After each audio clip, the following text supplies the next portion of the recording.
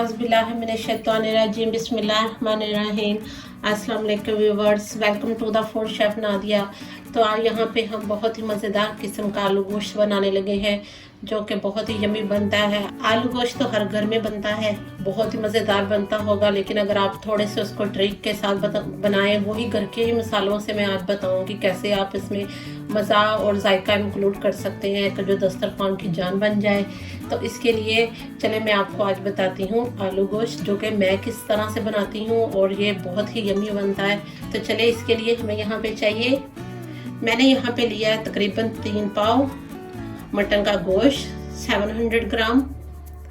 और इसके लिए यहाँ पे मैंने लिए हैं आलू, कुछ मेरे पास यहाँ पे बड़े साइज के हैं, कुछ छोटे साइज के हैं, लेकिन इसमें जो आलू गोश्त है उसमें आलू थोड़े बड़े साइज के डलते हैं। तो बाकी के अज्जा के लिए हमें चाहिए, तो यहाँ हमें मसालों में चाहिए, इसके लिए चाहिए हमें यहाँ पे 1 टीस्पून नमक आप अपने टेस्ट और फ्लेवर के हिसाब से डाल सकते हैं। 2 अदद हमें यहाँ पे चाहिए सब्ज़ इलायचियाँ और 4 अदद हमने लिए लौंग। ज़ीरा हमने लिया है यहाँ पे कुटा हुआ, आपने पाउडर फॉर्म में नहीं लेना, इसको थोड़ा रफली आपने कूट लेना है। इसके लिए हमें चाहिए यहाँ पे 1 टीस्पून। धनिया पाउडर हमें यहाँ पे चाहिए इसके लिए 1 टीस्पून। लहसुन अदरक की पेस्ट हमें चाहिए 1 टेबलस्पून। 1 टीस्पून हमें चाहिए लाल मिर्च, 1 टीस्पून हल्दी एंड हाफ टी स्पून हमने यहाँ पे लिए कश्मीरी लाल मिर्च। अगर आपके पास ये है आप ये डाल लें, अगर आपके पास पेपरिका है तो आप हाफ टी स्पून पेपरिका डाल लें।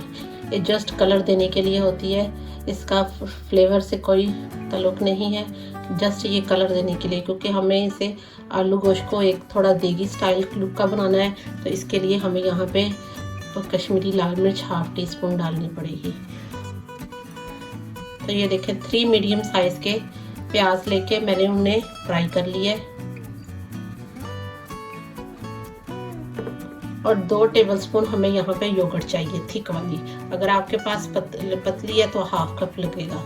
तो चले हम अपनी कुकिंग स्टार्ट करते हैं। इस आलू गोश्त का एक सीक्रेट मसाला है जो जब हम इसे कुक करेंगे तो वो सबसे लास्ट पे होगा, तो वो मैं आपको बताऊंगी क्या है, जिससे आपका आलू गोश्त बहुत ही मज़ेदार और खुशबूदार बन जाएगा। तो चले हम कुकिंग स्टार्ट करते हैं। तो यहाँ पे हमने एक बर्तन के अंदर ऑयल ले लिया है, ये वही ऑयल है जिसके अंदर मैंने प्याज फ्राई किया था, उसी ऑयल के अंदर मैं इसकी कुकिंग करूँगी ताकि क्योंकि प्याज का सारा फ्लेवर इसके अंदर मौजूद है। तो इसमें सबसे पहले हम डालेंगे 2 अदद सब्ज़ इलायची और 4 अदद लौंग। तो जैसे ये गर्म होना शुरू होंगे हम इसमें डालेंगे लहसुन अदरक की पेस्ट। अगर आप चाहे तो आप इसे देसी घी में भी बना सकते हैं। तो अब हम इसमें डालेंगे लहसुन अदरक की पेस्ट।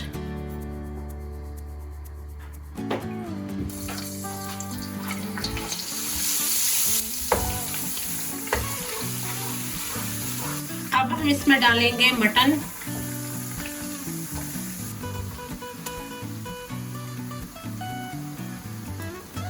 और इसकी हाई फ्लेम पे हम 5 मिनट तक भुनाई करेंगे ताकि लहसुन के साथ मटन की स्मेल फिनिश हो जाए और ये और थोड़ा गोल्डन कलर आ जाए इस पे।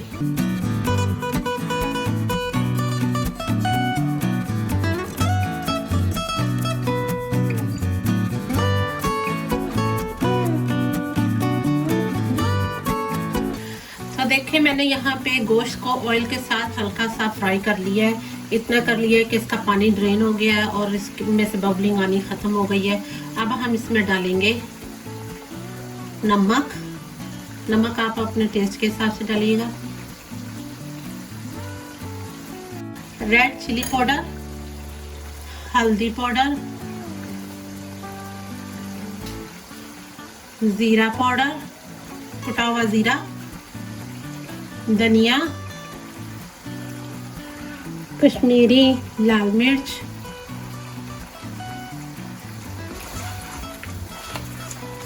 तो अब हम इसे मिक्स करेंगे।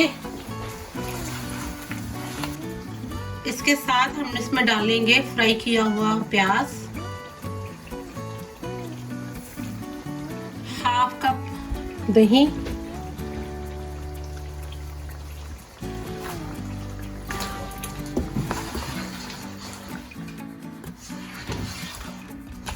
तो इसे अच्छे से मिक्स करेंगे। अब मैं चूल्हे की फ्लेम हाई करने लगी हूँ और हाई करके इसे मैं 1 से 2 मिनट के लिए भूनूंगी और उसके बाद पानी डाल के इसे हम कवर करेंगे तकरीबन 20 से 25 मिनट के लिए। अगर आप प्रेशर में पका रहे हैं तो आप अपने प्रेशर की सीटी के हिसाब से कुक कीजिएगा, और अगर आप वैसे इसे नॉर्मल तरीके से पका रहे हैं तो आप इसे तकरीबन लैम्प टेंडर होने तक आप 20 से 25 मिनट के लिए पकाइएगा।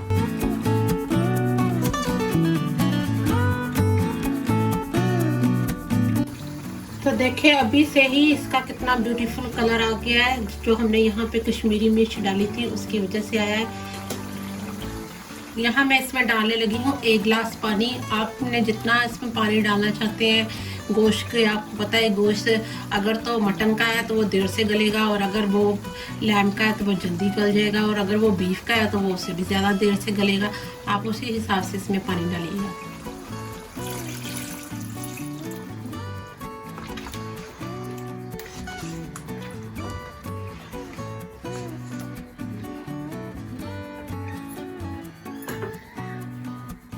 अब हम इसे स्लो फ्लेम पे कुक करेंगे।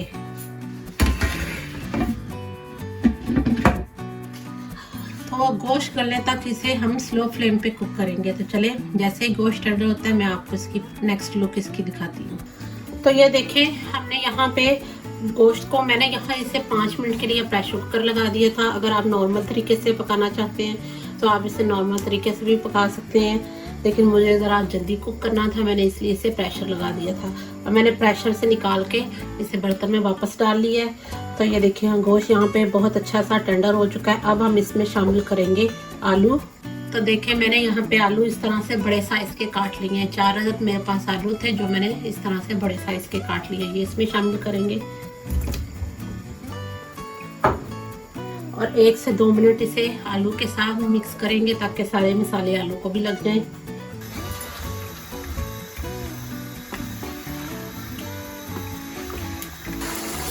तो यहाँ मैंने सिर्फ 1 से 2 मिनट आलू डाल के गोश्त के साथ उसकी थोड़ी सी भुनाई कर ली है। अब इसमें हम डालेंगे पानी। मैंने यहाँ जिस प्रेशर कुकर में गोश्त को गलाया था उसी में मैंने पानी गर्म करने के लिए रख दिया था। मैं इसमें शामिल करूँगी गर्म पानी।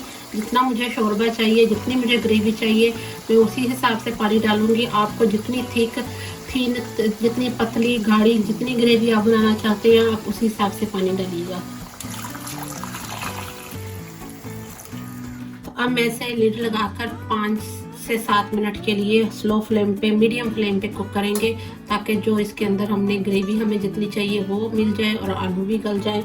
मैंने इसमें गर्म पानी इसलिए डाला है ताकि गोश्त अच्छा गर्म था, आलू भी गर्म थे, और गर्म पानी डालने से फ्लेवर बहुत अच्छा आता है। अगर आप ठंडा डालेंगे तो उसे बॉयल होने में टाइम लगेगा और फ्लेवर भी अच्छा नहीं आएगा। तो आप भी जब भी कभी पाए बनाने हो, कोई भी शोरबे वाला सालन बनाना हो तो आप उसमें गर्म पानी डाला करें शोरबा बनाते वक्त। तो अब हम इसका लिड ओपन करेंगे। यहाँ मैंने इसे तकरीबन 8 से 10 मिनट के लिए बिल्कुल स्लो फ्लेम पे कुक किया है ताकि आलू गल जाए। तो ये देखें हमारा मज़ेदार किस्म का आलू गोश्त रेडी है। अब हम इसमें डालेंगे अपना सीक्रेट मसाला। तो ये है हमारा यहाँ का आज का सीक्रेट मसाला। इसके अंदर है तकरीबन 4 पिंच 1/4 टीस्पून इसके अंदर है दालचीनी का पाउडर, और 2 पिंच इसके अंदर है जायफल का पाउडर, और तकरीबन 3 पिंच इसके अंदर है जवैत्री का पाउडर। तो ये है आज का हमारा सीक्रेट मसाला जो कि इसके अंदर बहुत ही अच्छी खुशबू देगा और ये बिल्कुल एक तरह से ये देगी फ्लेवर का आलू गोश्त बन जाएगा। तो ये इसके ऊपर हम अच्छे से स्प्रिंकल करेंगे। देखिए बहुत ही कम क्वांटिटी है, ये 1/2 टीस्पून बनता है राउंड, और इसको मिक्स करेंगे बिल्कुल हल्के हाथ से ताकि आलू टूटने ना पाए। अब इसके अंदर हम डालेंगे धनिया, सब्ज धनिया, 2 अदद हरी मिर्च, और इसे सिर्फ 2 मिनट के लिए कवर करेंगे ताकि मिर्च, धनिया और जो मसाले हमने डाला है उसका फ्लेवर ग्रेवी के अंदर आ जाए और इसके सारा ये सालन जो अपना ऑयल भी छोड़ दे। तो फिर हम इसे डिश आउट करके इसकी फाइनल लुक आपको दिखाते हैं। तो मैं अब इसे कवर करने लगी हूँ। चूल्हे का फ्लेम मैंने बिल्कुल बंद कर दिया है। बंद कर रखे हम इसे दम लगाएंगे। अगर आप चूल्हे का फ्लेम ऑन रखेंगे तो जो ऑयल है वो बिल्कुल भी नहीं ये ग्रेवी छोड़ेगी।